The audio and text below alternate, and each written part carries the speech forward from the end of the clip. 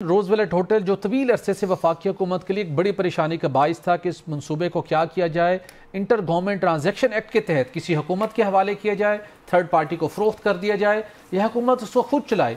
ये मसला हल नहीं हो पा रहा था। अल्टीमेटली इस मकसद के लिए एक फाइनेंशियल एडवाइज़र की खिदमात हासिल की गई, 2 अरब 10 करोड़ रुपए के इवज़, जिसके बाद उसने अपनी रिपोर्ट सबमिट की। एक कमेटी ने उस रिपोर्ट को इवेलुएट किया, जिसके बाद उसकी जो मेन रिकमेंडेशन थी उसके ऊपर इत्तफाक़ी राय हुआ। कैबिनेट कमेटी और प्राइवेटाइजेशन ने उसकी अप्रूवल दी कि हमने थर्ड पार्टी डेवलपर के साथ मिलकर इसको डेवलप करना है और उसके बाद इसको लॉन्ग टर्म कैसे चलाना है, फरोख्त करना है, उसके बाद फैसला किया जाएगा। क्योंकि ये होटल बड़ा एक तारीखी इमारत है और बड़े ही कीमती लोकेशन के ऊपर वाक़ है, लिहाजा इसका मैक्सिमम जो इसका एडवांटेज है फाइनेंशियली वो मिलना चाहिए। इस मकसद के लिए अब ये तो तय हो गया कि इसको थर्ड पार्टी जो कि तवक्को ये की जा रही है कि न्यूयॉर्क का एक टॉप रियल स्टेट डेवलपर होगा जिसके साथ मिलकर इसको डेवलप किया जाएगा। कला साहब, ये मामला तो कमेटी ने तय कर लिया, लेकिन इसी कमेटी के अंदर एक और मामला ज़ेर बहस है जो कि बड़ा परेशानी का बाइस था, जहाँ पे एक जानिब एक बड़ा अच्छा फैसला हो रहा था कि हमें कोई एक वे आउट मिल गया है, अब हमने इसके ऊपर आगे चल के इस तरीके से आगे बढ़ना है। लेकिन वहीं बताया गया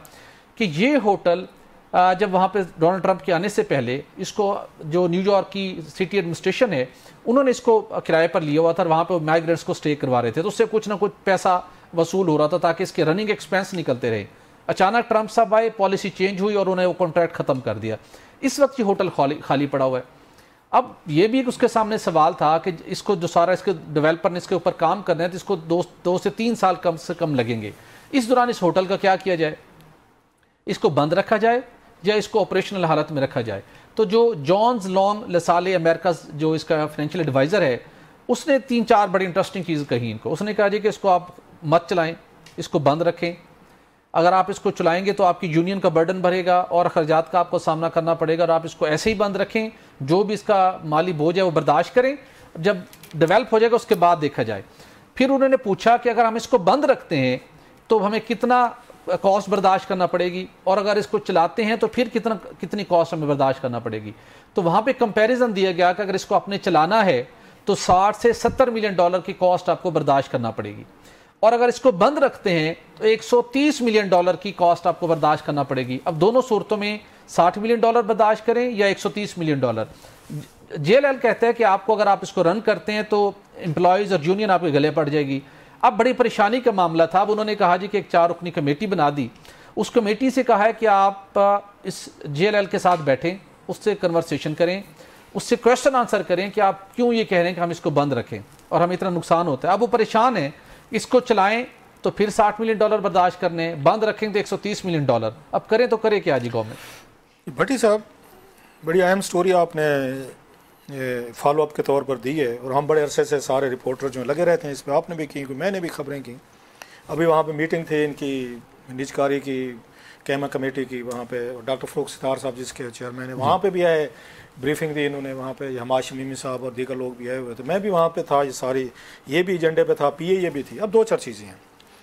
एक तो ये है कि वो कहते हैं ना कि हमारा काम जो है ना, कोई मुझे बाज़ दफ़ा लगता है कि अमेरिकन ने ना, जो उनका सेंट्रल बैंक ऑफ अमेरिका है, उन्होंने डॉलर बनाने की मशीन अब पाकिस्तान को सबलेट की हुई है। तो आप लोग रखें, आप डॉलर बनाकर, जैसे वो एप्पल फ़ोन बनवा लेते हैं, चाइना से बनवा लेते हैं, गाड़ियाँ बनवा लेते हैं, ऐसे उन्होंने डॉलर पैदा करवाने के लिए ना, छापने के लिए पाकिस्तान को ठेका दिया हुआ है। इतने डॉलर हैं हमारे पास। मसला मैं आपको बताऊँ, अभी आपने कहा कि $2 बिलियन उन्होंने रूजवेल्ट की वो करवाई है, उन्होंने फाइनेंशियल एडवाइज़र था उसको अदा की, जो कि डॉलरों में गई होगी। 2 अरब रुपया ये रख लें।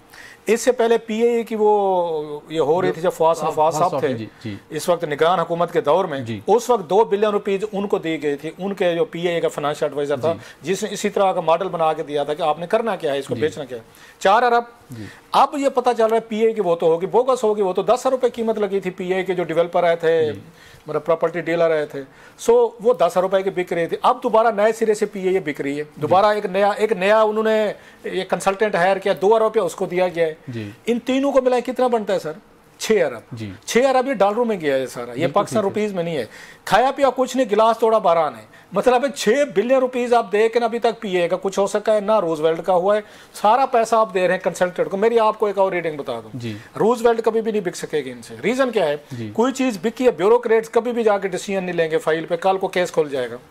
याद रखिएगा, जो अगली हुकूमत आती है ना वो केस खोल लेती है, ब्यूरोक्रेट तो कहता है वो साइन करेगा, जिसने भी इस पर सिग्नेचर कर दिया कि इसको $500 मिलियन में बेचो, 600 में बिलो, फला ऑप्शन ले लो, वो ले लो, हाँ, तो अगली हुकूमत आएगी उल्टा करके देखेगी कि आपने गलत फैसला किया था, आपकी वजह से कौमी खजाने को जो नुकसान हुआ, आप और मैं खबरें ब्रेक करके स्टोरीज कर रहे होंगे उन्हीं पे कि इन्होंने बड़ा गलत किया।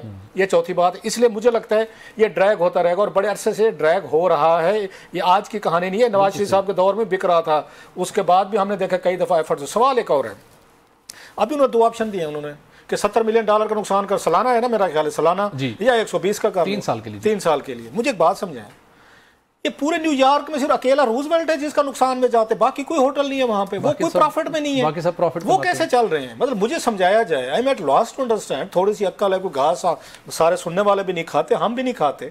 वो न्यूयॉर्क में मिल मिला के ये यही अकेला होटल है जो घाटे में चल रहा है, आज से नहीं चल रहा, 20-30 साल से चल रहा है। यार मुझे कुछ समझाया जाए।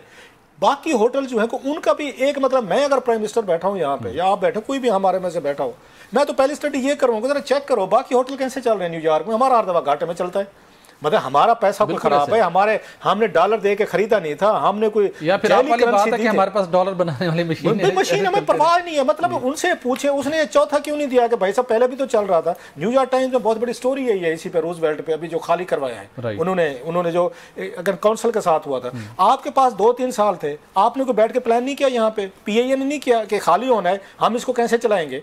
अभी आपने पैसे भरने हैं, अगर चलाएंगे तो मैं तो ये कहूंगा $60-70 मिलियन अगर 3 साल का नुकसान है ना, ये कितना बनता है आपको? 25 बनेगा या मेरे 20 बनेगा, 20 या $30 मिलियन बनता है, $2 करोड़ बनता है ना, तो ले लें, होटल को तो चलाए ना, रादर देन के होटल बिल्कुल बंद पड़ा रहे और कल को आपको जो कीमत इसकी मिलनी है वो भी कीमत ना मिले, क्योंकि जो चीज यूज में नहीं आती वो डिके कर जाती है, खराब हो जाती है।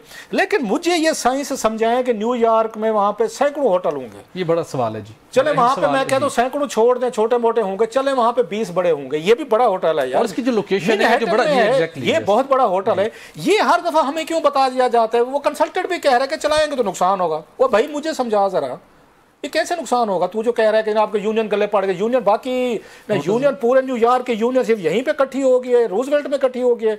वो न्यूयॉर्क की मतलब बाकी होटल्स में कोई यूनियंस नहीं है, उनके कोई राइट्स नहीं है, मतलब वहाँ पे यूनियंस नहीं। हमारे यहाँ यूनियन गला पकड़ लेती है, उनको कोई घाटा नहीं होता, हमें घाटा होता है। मतलब दैट्स फॉर गॉड सेक। आप लोग जो है इससे एक और बात साबित है, अगर हम घाटे में हैं जो कि हैं, इट्स अ शेम। ये हमारे लिए भी शेम की बात है, हमारे ब्यूरोक्रेट्स के लिए भी है, हमारे PIA के लिए भी है, उन तमाम लोगों के लिए जो रूजवेल्ट को इतने सालों से प्रॉफिट में नहीं ला सके।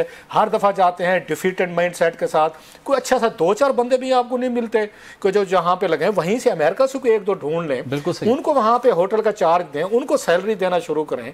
अगर आपको पंप करने भी पड़े पैसे यहाँ से, अभी शुगर इम्पोर्ट के लिए इतना बड़ा स्कैंडल बन गया है। आप और मैं नहीं कह रहे, फवाद नफाज साहब ने कहा कि जरूरत $300 मिलियन की आप वो कर रहे थे, ये शुगर मंगवा लेते। बिल्कुल सही। आप कैपेसिटी बिल्डिंग चार्जेस के नाम पे आप इन बिजली घर जो हैं उनको आप पैसे दे रहे हैं बिलियन, जो बिजली नहीं पैदा कर रहे हैं। मतलब 41,000 आपने मेगावाट की कैपेसिटी रखी हुई है बिजली की, जिनको $70 मिलियन बड़ा महंगा लग रहा है, मैं उनके लिए मैं अर्ज कर रहा हूँ। आपने जनाब वहां पर ये कैपेसिटी अब चार्जेस जो हैं आपने 41,000 मेगावाट बिजली लगाई हुई है, और आपकी जरूरत पता है कितनी, गर्मी पीक है इस वक्त आपकी 25,000 है, बाकी 17-18,000 मेगावाट बिजली हमें नहीं चाहिए जी। वो हम यूज नहीं कर रहे, लेकिन उस 17-18,000 के हम डॉलरों में पेमेंट कर रहे हैं उनको, बिजली घरों को। उसमें हुक्मरानों के, शरीफ खानदान की भी हैं, बाकी भी आपकी इशराफिया की हैं। यहाँ पे बिलियंस ऑफ रुपीज आप उनको पैसे दे रहे हैं, आपको नहीं महसूस होता, वो घाटा नहीं लगता।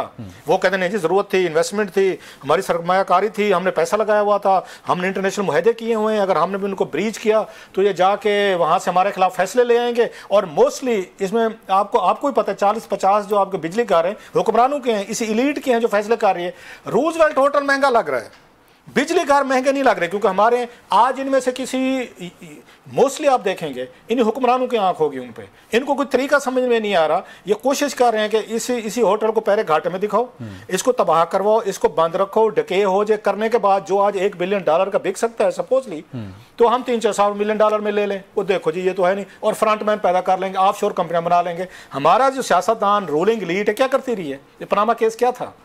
या उसके बाद सब लोगों को हमने देखा, सिर्फ अकेले ये नहीं थे, ये मतलब पीपल्स पार्टी के लीडरों ने किया है, नवाज लीग ने किया, इमरान खान साहब के साथ जो लोग उस वक्त खड़े थे। ये पनामा क्या था, ऑफशोर कंपनी के जरिए आपने जायदादें बाहर बनाई हैं, काल को यही कुछ करेंगे, ऑफशोर कंपनी के जरिए ये रूजवेल्ट भी लेंगे, ये फ्रांस में जो पीए का होटल है वो भी लेंगे, जो चांसी आपको बेचने की कोशिश कर रहे थे, उसकी लंदन की चांसी, उसको बेचने की बड़ी कोशिशें हुई थी। काल को पता यह चला जनाब के इनके पीछे इंटरनेशनल इनके यार दोस्त हैं, फ्रंट मैन है, जैसे पहले इन्होंने फ्रंट के तौर पर लंदन में जायदादें ली, हिंद सिंध में ली, और इमरान खान साहब के दौर में आपको याद है जुल्फिकार बुखारी साहब आ गए थे, उनके साथ 3-4 लंदन के और बड़े शिक्रे आ गए थे, वो कमेटी के सरबराह बन गए थे। जुल्फिकार बुखारी साहब का रूजवेल्ट होटल की बेचने से, इसको ये प्राइवेटाइज करने से उनका क्या काम था? अमेरिकी सदर के दामाद के भी जुल्फिकार बुखारी साहब इसी वजह से थी, इसी होटल की वजह से थी। तो सारे शिक्रे जो है ना, जहां जहां पाकिस्तान के प्रॉपर्टीज हैं उन पे आंख लगा के सारे शिक्रे हर हुकूमत के, हर हुक्मरान के साथ इकट्ठे होकर तबलची आ जाते हो, और जी बेचें जी बेचें, कुछ चलाने की बात नहीं करता कि हम चला भी सकते हैं, नो, वो भी कह रहे हैं बंद कर दें। बिल्कुल ठीक। और भाई